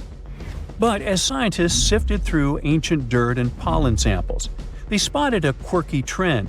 Wherever there were pastoralists, also known as humans with their domesticated animals, the plant life seemed to shift. It was as if every time humans and their furry friends meandered through the greenery, they turned it into scrub and desert right behind them. Oops. Yep, chances are that by overgrazing, humans were sapping moisture out of the atmosphere, since plants give off moisture, which helps make clouds and making things even sunnier, leading to a quicker end of the humid vibes. Plus, our ancestors may have been getting a little too cozy with fire for land management, further speeding up the desert takeover.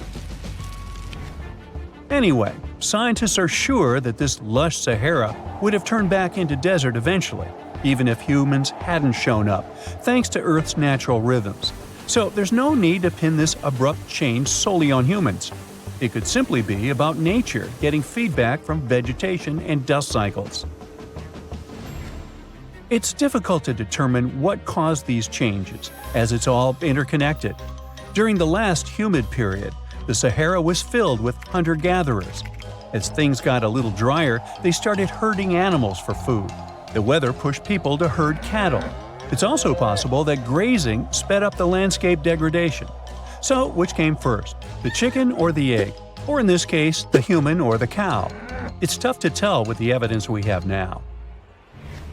Now today, it's safe to say that water is no longer that big of a problem in the Sahara, even though it's a huge desert and the times of lush forests there are long gone.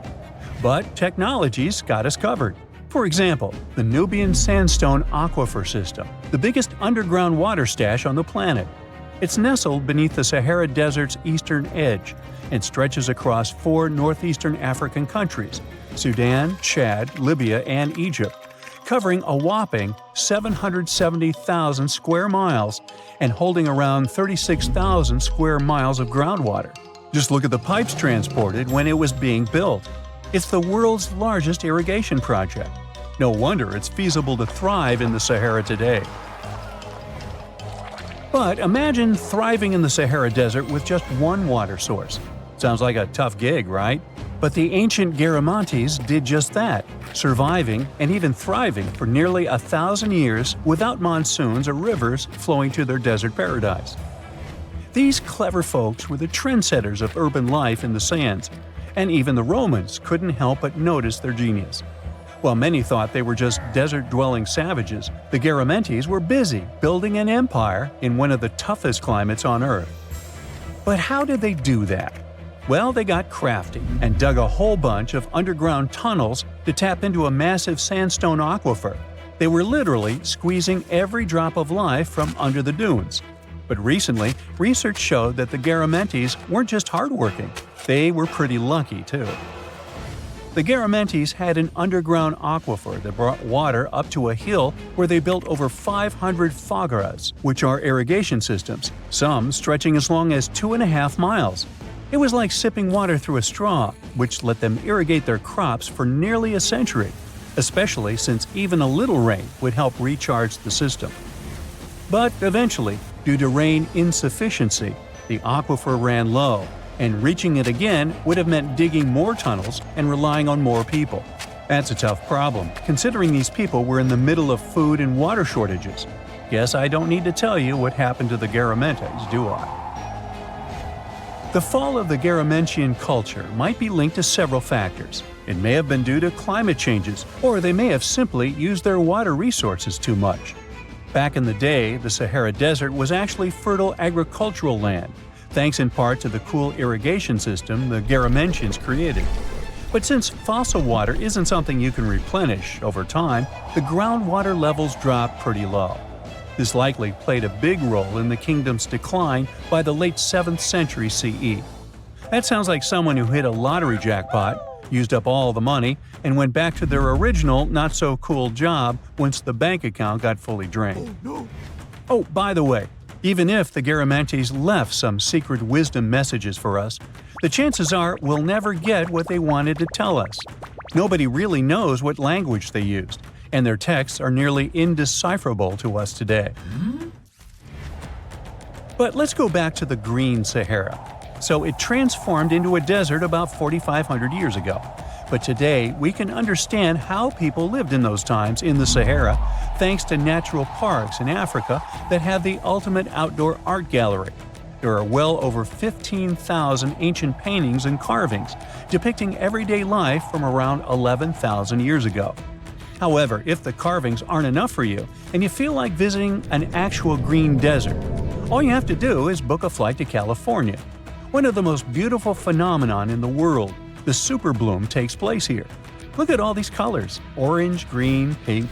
It's a miracle.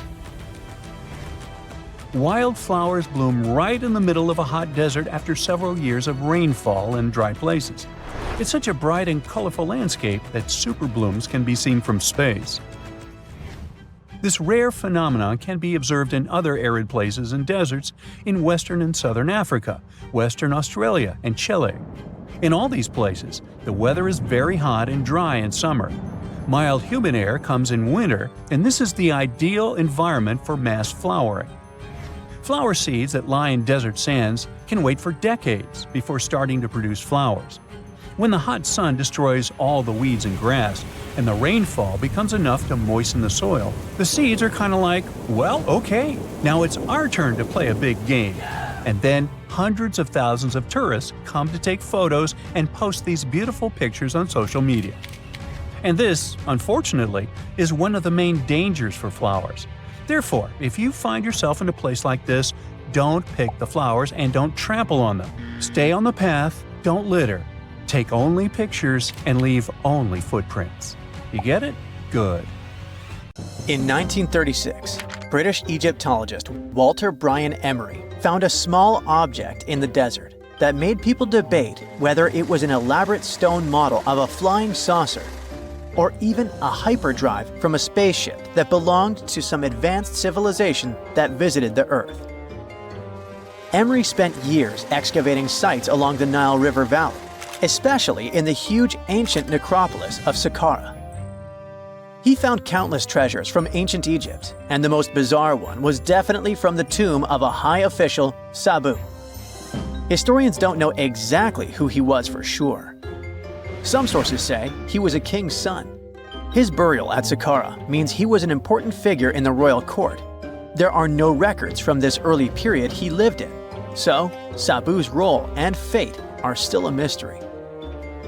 Inside his tomb, scientists found 7 funerary chambers, each filled with traditional grave goods: animal bones, flint tools, pottery, ivory objects, and stone bowls. And then there was a strange, broken artifact that became famous as the Disc of Sabu. It resembles a shallow, round-bottomed bowl, but with 3 delicately carved, curved lobes spaced roughly 120 degrees apart around its perimeter.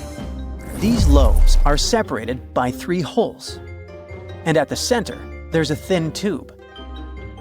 The material used to build the disc is meta-siltstone, or schist. This type of rock is fragile, highly porous, and super difficult to carve.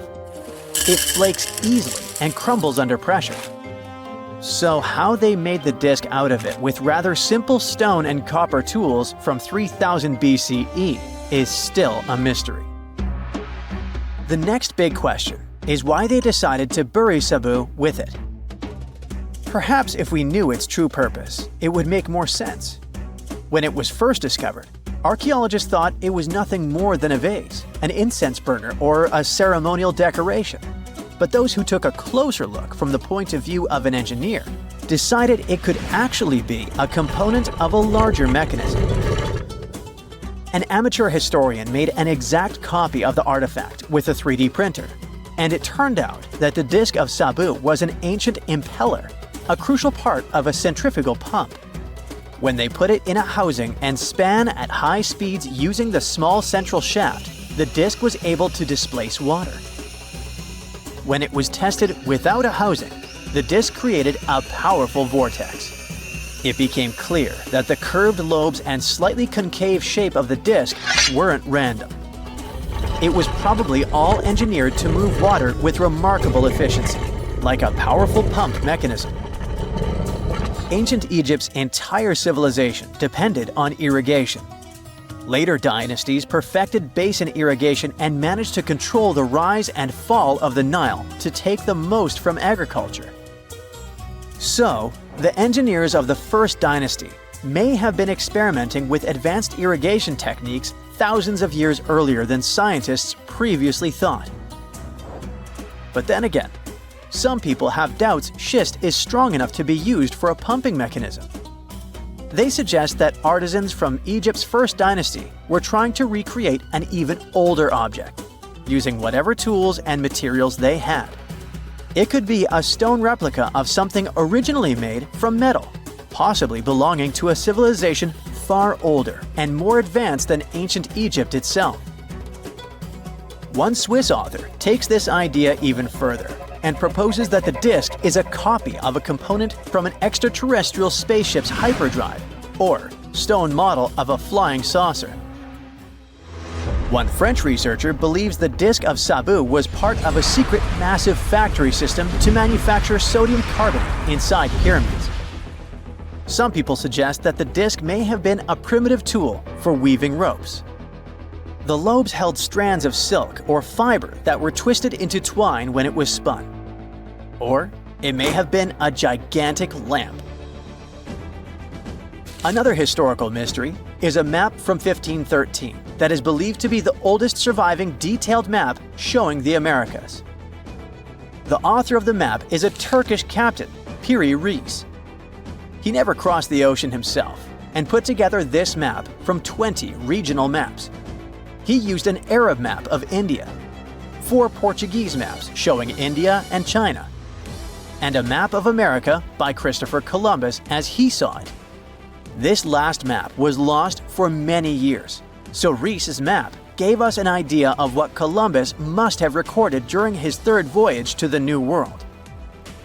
A historian who studied the map suggested that it showed Antarctica in prehistoric times because it strangely resembled Antarctica's true coastline, the way it looked when it was free of ice. But it was later proven that this idea wasn't right. Another idea that rocked the science world was Klerksdorp spheres. They were found in deposits of mineral pyrophyllite in South Africa and looked like tiny ancient cricket balls with lines around the middle. Back in the 1980s, there was a theory that some super advanced pre-flood civilization we know nothing about had made these spheres. One journalist shared stories about how they rotated on their own in a display case. There was also a TV show that invited a psychic who was telling everyone the spheres were pieces of an ancient spaceship. But according to geologists, these spheres are pretty regular spherical objects formed from different minerals than the surrounding rock. The seam-like lines on them are just imprints from the host rock's layers building up over time. The Klerksdorp spheres come in different shapes, from flattened spheres to distinct disks. As for that episode when one of these spheres spun on its own, the curator of the Klerksdorp Museum cleared that up too. He said that when he put one sphere on its glass shelf when the journalist came to visit, the sphere rotated a bit because it's round. There are some gold mining activities going on nearby, so the land where the museum stands often experiences earth tremors. In a remote part of China, there are some bizarre pipe-like formations known as the Beigon Pipes. A local explorer found them back in 1996 protruding from Mount Beigon and along the shores of Tosan Lake nearby. Some people thought they were the work of ancient guests from other planets. When scientists tested samples of the pipe material, they found out that they contained mostly common minerals, but there was a mysterious 8% of unknown stuff. Some extra tests showed that these pipes had been there before humans. Chinese geologists later visited the site and suggested that these pipes were formed naturally over time. It was probably fossilized tree roots from the area's super green past. It's still a real mystery with no clear-cut answer. While digging a trench along a river in Romania, workers found a wedge, which is now famous as the aluminum wedge of Ajud, or the object of Ajud. Right next to it, there were some mastodon bones. Those distant relatives of elephants lived 11,000 years ago. So some people concluded the wedge is of the same age. The cool part is that it's made of aluminum, but this metal wasn't discovered until the 1800s. This material requires serious heat to produce. The wedge is said to be covered in a thick layer of oxide that's been sitting there for hundreds of years. Some folks believe this wedge must have crash-landed here on a spacecraft from some other planet. Some scientists think it's all a hoax, and others suppose it might be a human-made object with an unknown purpose. Stonehenge took approximately 20 million man-hours to build.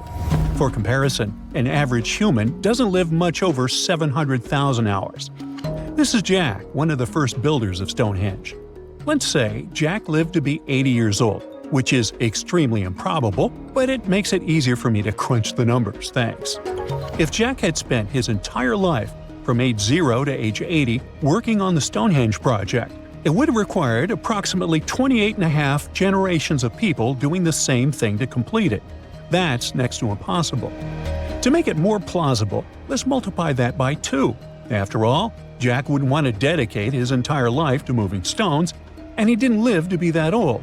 Thus, we arrive at around 57 generations needed to build Stonehenge. That's not enough room on the screen for me to introduce John, Jack's great-great-great-great, you get the drift, grandson. So it all began around 5,000 years ago with just a simple circular earthen bank and ditch.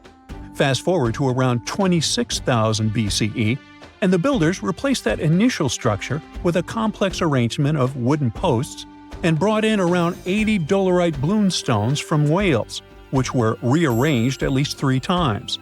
Then, a few hundred years later, they added those massive sarsen stones, each weighing around 25 tons. These enormous sandstone blocks were transported about 19 miles to create a continuous outer circle, with 5 trilithons, 2 upright stones topped with a lintel, forming a horseshoe shape inside. It was a millennium-long building process that demanded years of hard work. So, people must have lived nearby, right? But how would they have found shelter back then? Today, we have houses for builders on site, small accommodations that serve as temporary housing. But structures like this definitely didn't exist when Stonehenge was constructed. Did they? Well, actually, they existed, and some recent archaeological digs near Stonehenge prove it. Archaeologists found this Stone Age eco-home, which is a huge deal since it's one of the earliest settlements in the area. This newly uncovered Mesolithic home dates back to around the year 4300 BCE. Let's take a closer look at this house, shall we? Now, for the walls, people back then used a large fallen tree, its trunk to be more precise. These wooden walls were reinforced with flint, and they even lined the pit left by the uprooted tree with cobblestones.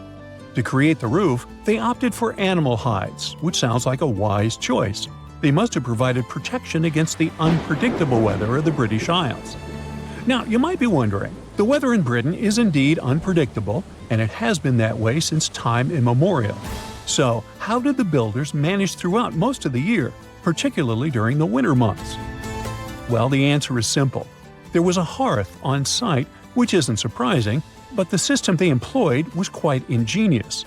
A hearth inside the house would have posed too great a risk, yet bringing hot stones into the dwelling was perfectly safe. While they were hot, they couldn't ignite the building. So they used these stones from the hearth as a heat storage system to keep warm at night. And as a final touch, they even incorporated various stones for decoration. They didn't exactly get a Pinterest house, but it added a touch of elegance for sure. And if you think this discovery is merely about the houses, think again. It significantly changes our understanding of how people lived during that time. This discovery places them in an important prehistoric setting right at the start of the Neolithic area, sparking some interesting questions about whether these early folks could be related to the people who built Stonehenge. But there's a big worry. Experts are concerned that this significant find, along with other buried archaeological sites, could be at risk if the authorities go ahead with plans to build a tunnel to reroute the A303 away from the World Heritage Site. Sure thing the house the scientists found wasn't in perfect shape, and it lacked some crucial elements people use for living. Some of them decayed over time, while others were simply absent. So the scientists took 20 tons of chalk, 5,000 hazel rods, and 3 tons of straw, and used all this to recreate the 4,500-year-old design houses. These new buildings are located close to Stonehenge, which is incredible since in this area, planning permission for even a new cowshed is problematic. So, what are these houses like? Well, first off, there are 4 of them, and they're oval-shaped. They're built on the foundation of real houses that stood there about 4,500 years ago, just around the time the Stonehenge Eco House was going up. The houses aren't very big, they're single-room structures. When it comes to dimensions, it was straightforward to estimate since we could gauge the size of the roof and the height of the walls based on the foundations. Each side measures about 16 feet. However, the roof structure remains a bit of a mystery. There were a few differing thatching techniques back then, so pinpointing the exact method used for these dwellings is kind of a guessing game. For now, we think it involves knotted or tied straw carefully secured onto a hazel-woven frame. When fires are lit, the smoke from the hearth wafts up through the thatched roof. Now, remember those 20 tons of chalk? That was needed for the floors and walls. The white chalk walls and floors reflect sunlight and capture heat from the fire. But here's the kicker. The builders encountered a challenge because the ground was so waterlogged that some of the chalk floors took weeks to dry out. By the time they should have been bone dry, they were still as sticky as chewing gum. Now, it's safe to say people 4,500 years ago faced similar struggles, and we can really appreciate what they went through while building their homes. The final layer of daub was applied using rags, giving a smooth, almost shiny finish that looks surprisingly classy. The interiors are furnished with wooden and wicker beds and shelves, along with clay pots and jars, all centered around a cozy hearth. The spaces feel surprisingly roomy, and are filled with light that streams in through the thatched roof, bouncing off those white walls. Plus, the woven furniture adds a nice touch of authenticity to the vibe. The fires have been lit, and the first meal, bread crafted from flour ground on a stone mill next to the hearth, has been prepared. Those who tried the bread were pleasantly surprised by its flavor, finding it quite tasty. Now, here comes the bummer. Those who recreated the houses did cheat a little. While the materials used were authentic, the tools weren't.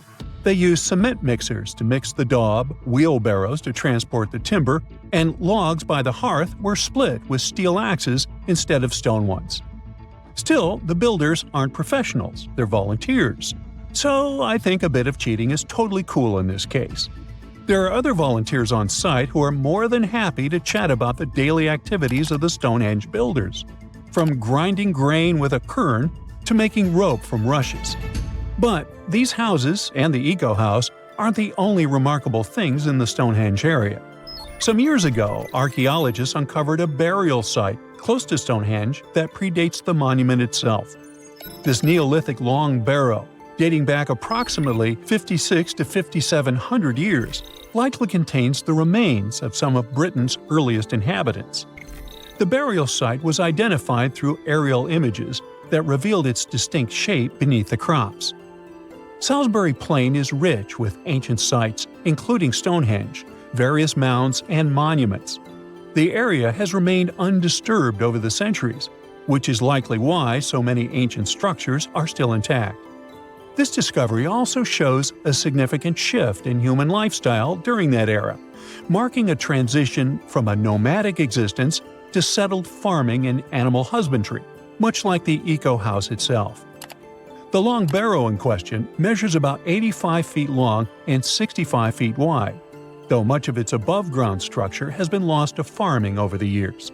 If this site is like others in the vicinity, it contains the remains of 30 to 50 individuals, along with cow skulls, which were significant to those early communities. Well, here you are. You're getting into your submarine, feeling a bit anxious. You're going to descend hundreds of feet underwater to explore the ocean floor. So many things can go wrong. Technical issues, insane water pressure, dangerous marine monsters, mysterious eerie sounds. Wait, what? Eerie sounds so deep underwater? Yep, a strange humming noise is coming from the ocean depths. What makes it even creepier is that it only appears during dusk and dawn. This noise might act as a dinner bell, since it's likely to have a connection to massive groups of sea creatures moving up and down through the water to feed. But so far, it's just a theory. Using highly sensitive underwater microphones, researchers recorded a mysterious low-frequency hum at depths of 660 to 3,300 feet. The sound wasn't very loud, just 3 to 6 decibels above the usual ocean background noise. For comparison, when someone is whispering in a quiet library, the sound reaches 30 decibels. The underwater noise also had a puzzling or humming quality. The weirdest thing? Despite their efforts, the researchers couldn't pinpoint a single species responsible for the sound. The noise originates in a region known as the twilight zone of the ocean. This region is dark and doesn't have many nutrients, with no sunlight for photosynthesis. Life here relies on organic debris falling from above, such as deceased organisms or waste material. At the same time, while it may sound barren, the twilight zone is far from empty. A 2015 study estimated that up to 90% of the world's fish could live in this zone, including many undiscovered species. Now, back to the mysterious noise. The researchers believe the sound may be linked to the vertical migration of small marine creatures like fish, shrimp, and squid. These animals move upward toward the surface at sunset to feed on plankton and nutrients, using darkness to avoid predators. At sunrise, they return to the depths to hide. This migration, which is one of the largest animal movements on Earth, involves billions of organisms and occurs daily. Scientists suspect that the strange hum might occur during this migration, as a way for the creatures to communicate or coordinate their movements. It might also serve as a signal to indicate when it's safe for a group to go to the surface and feed. If some animals indeed use the hum to communicate, it could help us understand deep-sea life better. The Twilight Zone has always been considered a quiet environment, but such a discovery hints at complex social behaviors and interactions among its inhabitants. But it's not only the ocean that produces bizarre sounds. Earth is humming non-stop too. Unfortunately, you can't hear this soundtrack. This hum isn't from earthquakes. It's produced by subtle ongoing vibrations in the planet's crust. They're too faint for us to feel and can only be detectable with special equipment. Scientists have long known about this phenomenon called free oscillation and have recorded this persistent hum. Earthquakes are the most noticeable ground movements. According to the U.S. Geological Survey, Earth experiences about 500,000 earthquakes every year. Of those, only 100,000 are strong enough to be felt, and around 100 cause noticeable damage. But in the quieter moments between earthquakes, the planet is still constantly vibrating with smaller, unnoticeable movements. Unlike the sudden jolts of earthquakes, this hum is steady and uniform, and it's a byproduct of microseismic activity. Seismometers, tools used to record ground vibrations, can detect this sound anywhere on land. For years, researchers have been debating the origins of this hum. Some thought it came from ocean waves reaching deep into the seafloor. Others believed it was caused by colliding waves on the ocean's surface. By 2015, scientists had confirmed that both factors contributed to Earth's constant vibration. And although this hum has been recorded on land, now we also have much clearer, more detailed underwater recordings. To study the hum, researchers used spherical seismometers on the seafloor in the Indian Ocean near an island east of Madagascar. Between September 2012 and November 2013, they placed 57 freefall seismometers across a 772 square mile area. These devices are designed to sink into the ocean floor and record even the faintest vibrations. Over the course of the 11-month study, the team filtered out noise from ocean waves and seafloor currents. They got clear, consistent signals of Earth's hum, with peaks at frequencies between 2.9 and 4.5 MHz, far below the range of human hearing, which starts at 20 Hz. The discovery of Earth's hum from the ocean floor is more than just a scientific curiosity. It gives researchers a new way to study how energy moves through the planet's crust and mantle. In any case, the world around us is filled with weird sounds that sometimes remain unexplained. One of the most intriguing examples is the bloop, an incredibly loud underwater sound recorded in 1997 by the U.S. National Oceanic and Atmospheric Administration. The sound lasted about a minute and began as a low rumble, which then increased in frequency. It was so loud that underwater microphones detected it across an astonishing 3,000 miles. Initially, some experts thought it was the call of a massive unknown sea creature. However, NOAA later determined that the source likely had been the calving of icebergs, when giant pieces of Antarctic glaciers had been breaking off and crashing into the sea. The sound, known as Julia, a strange cooing noise, could have been produced by an iceberg scraping along the ocean floor. Another sound, dubbed train, due to its resemblance to the sound of train wheels on a track, likely originated in Antarctica's Ross Sea. Then there is upsweep, a recurring seasonal scratchy noise detected in the Pacific Ocean since 1991. Despite years of research, its exact cause remains unclear.